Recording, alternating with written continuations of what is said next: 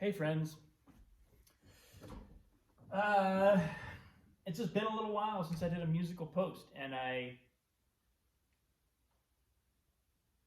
I've been really enjoying being back at the piano recently. I think I posted yesterday about how I had a conversation with um, with a therapist that I work with who really helped me kind of crystallize some of what my some of my thinking, crystallize in a good way around some ways of thinking about the injury that I have and how that affects me, how that can actually be a provocation for transformation, and how there was a way in which sometimes I get if I come from a fearful place, it's easy for me to think, well, what if I can't be a musician anymore? Right? This is this scary thought. What if I can't be a musician anymore? And he was like, it's way too late for that. You'll be a musician for the rest of your life. How you go about doing that is the question. And I was like, oh, right. Duh. Of course that's true. It's remarkable to me that I hadn't thought it in those terms. In some ways, I, of course, knew that. But it's like it struck me. Not only did it strike me when he said it as being really true, but it also struck me as being significant that I hadn't just automatically reached that conclusion myself.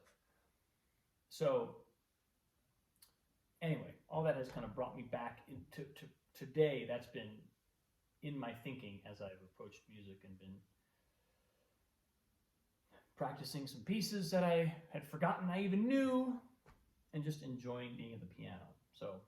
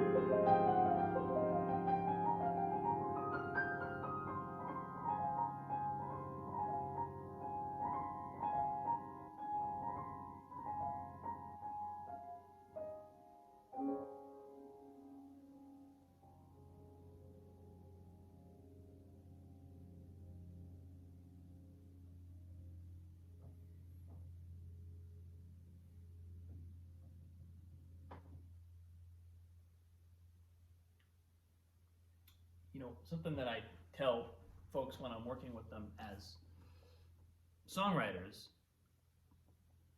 is that one of the hardest things to do is to take an idea and stick with it. It's so easy, especially like creative type people, creative minds. It's so easy to get one idea and be really inspired, and then play with that idea a little bit, and then before you know it, another idea emerges, and then all of a sudden that's the new shiny object. And composition, especially the more I learn, the more I go into, the more I study classical music as well as jazz and contemporary music and even pop music, the more I realize the great songwriters and the great composers they take one idea and they just let it unpack itself. And then it becomes a question of what acrobatic possibilities exist within one idea. Not how many different ideas can I jumble together, or how many different ideas can I fit into one piece, which is a lot of times what I'm totally guilty as a songwriter myself of, kind of like having an idea and then thinking, oh, but it would be so cool to combine it with this idea, and then there's also this, and then you try, and before you know it, it's an idea smoothie rather than being a meal. So in that improvisation, I was trying to capture, trying to find when things come up. Like, for example, at some point I accidentally played a major seventh from the wrong key. I was playing it over D flat or G flat major. I had a G flat major thing go.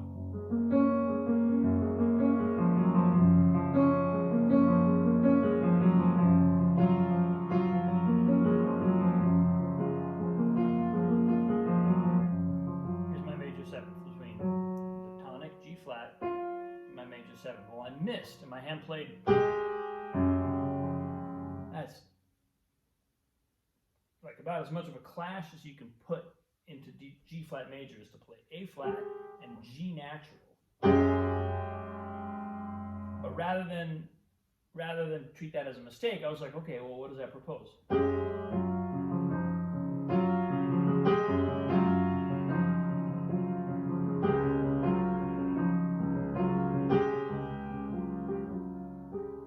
Well, that's already, like, now I'm creating interest out of dissonance. What if I keep going? What if I take the diminished scale and start planing major seventh intervals through the diminished scale?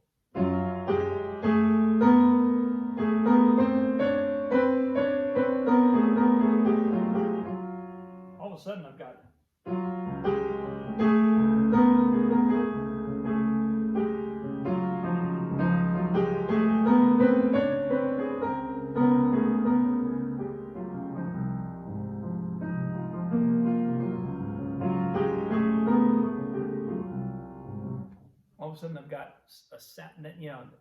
I'm not saying that I did anything compositionally brilliant with it, but it's like I let that idea take me somewhere. I didn't let it go. I stuck with it. And then hopefully that takes, now if I had time to work with that, if I took that piece and worked with it, maybe I'd find maybe I'd find a greater depth for how that dissonance could play out. So, anyway, haven't done a musical post in a while. It's fun to be back. Thanks for watching, folks. I appreciate you. Have a great day.